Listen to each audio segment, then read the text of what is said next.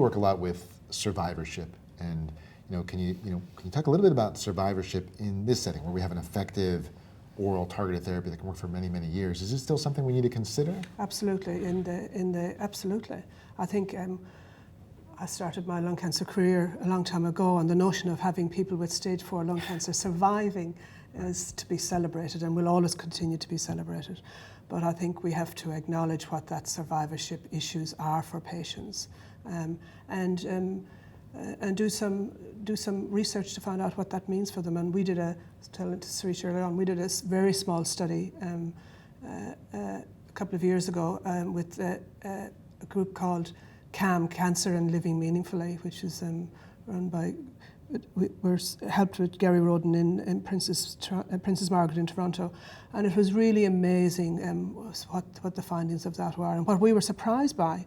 And it was just after COVID, but we didn't know things about, like, when people are living longer, they're feeling senses of loneliness, guilt, what the impacts are on them and on their families and on their communities. And I think there's a whole body of research that the lung cancer community and the nursing and lung cancer community can do together on what survivorship really means and affects. And I think that's a great study for us to think about doing across all continents.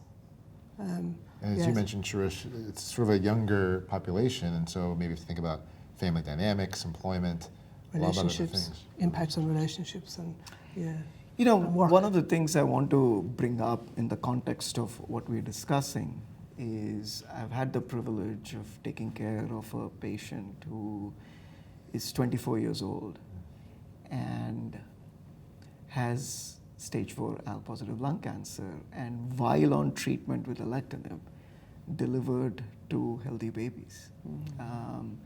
Well, we don't have enough follow-up on these babies to be absolutely certain that they're going to be fine when they are young adults or after that. I think the reason I bring that up is that there are issues such as fertility that we may not consider in our lung cancer patients when you take at the entire lung cancer population, because generally they are older. So there are issues in this population that are somewhat unique, and I think we need to be cognizant of that. The other thing, going back to sort of the scan issue, one of the things I tell my patients and warn them is, the only organ that is continuously exposed to the environment, not even our mouth, is we breathe in constantly.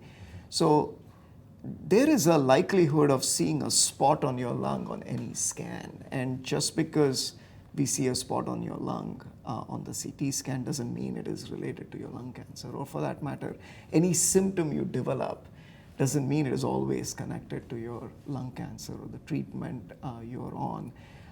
But yeah, that is a big really issue when we do all these scans.